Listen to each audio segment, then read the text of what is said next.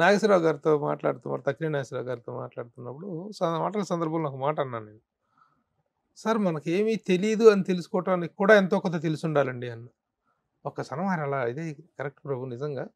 మన ఈ ప్రపంచ విజ్ఞాన సర్వస్వంలో మనకు తెలిసింది ఇంతంటే ఇంత. విశ్వం అంతా ఆగించేంత. కానీ మనకేం తెలీదో కూడా తెలుసుకోవటానికి వీ మస్ట్ నో సంథింగ్ అని. అలాంటి ఒక స్కేల్స్‌లో, అలాంటి ఒక మెజర్‌మెంట్స్‌లో మీరు లైఫ్ లీడ్ చేస్తారు. నా మానసిక గురు అమితాబ్ బచ్చన్ గారు. ఆయన ఒక విశ్లేషణ ఒకటి చెప్తూ ఉన్నారండి. ఏ పనినైనా ప్రొఫెషనల్ గా పనిచేసే వాళ్ళు కావాలా? మీకు దగ్గరలో ఉన్న ఎక్స్పర్ట్స్ తో వెంటనే కనెక్ట్ అవ్వండి. ఇప్పుడే టాస్క్ యాప్ ని డౌన్లోడ్ చేసుకోండి. A man who knows how to use both his hands while acting is a good actor అన్నాడు. అబ్బా! ఇదే మా సార్ మాట్లాడితే ఎప్పుడైనా డిస్కషన్ చేసి నీ మైనస్లు ఏమిటి అని నువ్వు తెలుసుకుంటే యూఆర్ ఎ గుడ్ మీ person. Sir means SPB sir. SPB sir. Okay. Okay.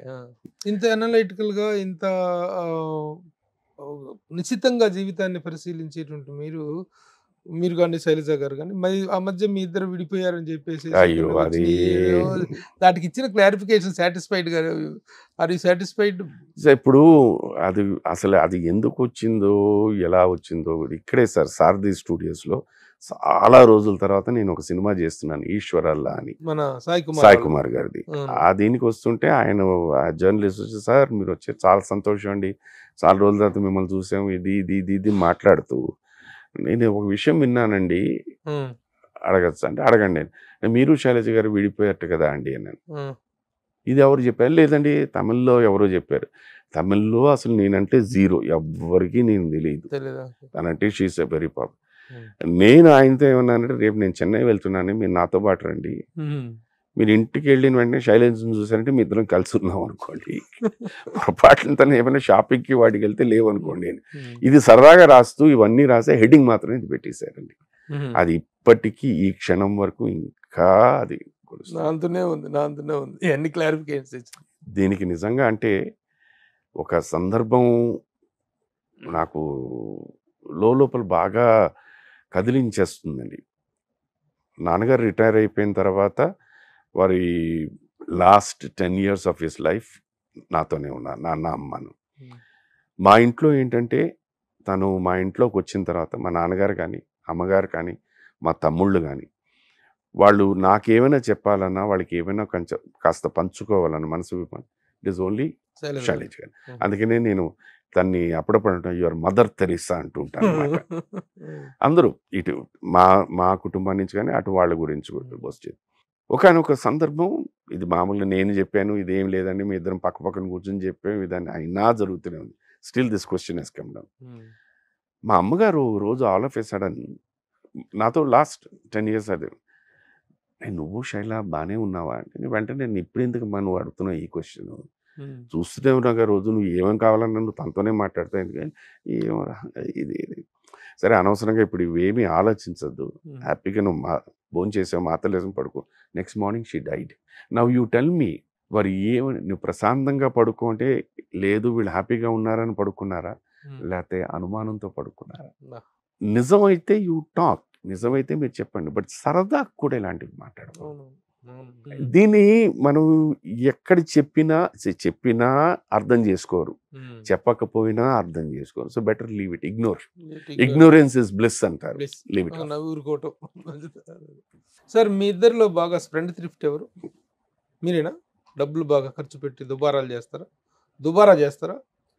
ఏంటి ఆగిపోయారు అట్లా అంటే దానికి మీ ప్రశ్న అన్నట్టుగా దుబారా అని కాదండి. దుబారా నాకు I love friendship, I love meeting people. ఇది స్పెండింగ్ మనీ అని ఎక్కడైతే అనుకుంటుంది ఎప్పుడు ఎక్కడ ఒక దగ్గర వచ్చిందండి, ఎవరు బిల్లు కడతారు అన్నది ఎప్పుడు సమస్య.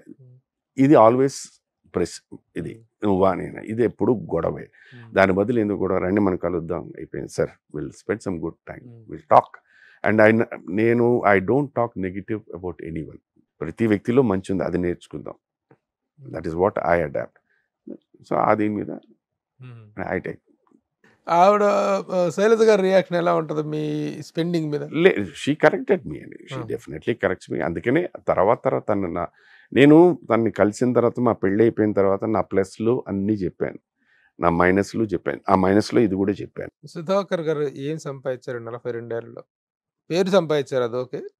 డబ్బు పరంగా, ఫైనాన్షియల్గా వాట్ ఈ సుధాకర్ గారి పొజిషన్ అంటే ఏం చెప్తారు? ఇవాళ ఐఎమ్ కంఫర్టబుల్. నాకు కావాల్సిన కోరికలు ఏమైనా ఉంటే ఐ కెన్ డూ ఇట్. 10 మంది ఇంటికి వస్తే భోజనం పెట్టగలను. ఇంకోళ్ళు ఎవరో ఇలాగే ఎక్కడో ఇలాంటి క్వశ్చన్ అడిగితే ఎవరో దాంట్లో మీ ఇది ఉంటుంది కదా కామెంట్స్, దీంట్లో నేను కూడా వస్తే భోజనం పెడతావా అని, ధైర్యంగా రండి పడతాను. మీ ఏజ్ గ్రూప్లో, మీ కాంటెంపరీస్లో చాలామంది కొంచెం అలర్ట్ అయ్యి ఈ డబ్బులు రియల్ ఎస్టేట్లో అది స్థలాలు ఇక్కడికి వచ్చిన కొనడం, తర్వాత, భూములు కొనడం ఇక్కడికి వచ్చిన తర్వాతే నాకు తెలిసి మద్రాసులో, అంటే అప్పుడు మద్రాసులో ఉన్నప్పుడు ల్యాండ్ మీద సాలిడ్గా ఇన్వెస్ట్ చేసిన వ్యక్తులు 1 శోభన్ బాబు గారు, 2 ఆయన్ని ఫాలో చేసిన వ్యక్తి చంద్రమోహన్ గారు, 3 వీళ్ళిద్దరిని ఫాలో చేసిన వ్యక్తి శ్రీధర్ గారు, శ్రీధర్ ఆర్టిస్ట్ శ్రీధర్. ముత్యాల ముగ్గు. వీళ్ళ ముగ్గురు చెన్నైకి సంబంధించి నాకు తెలుసు.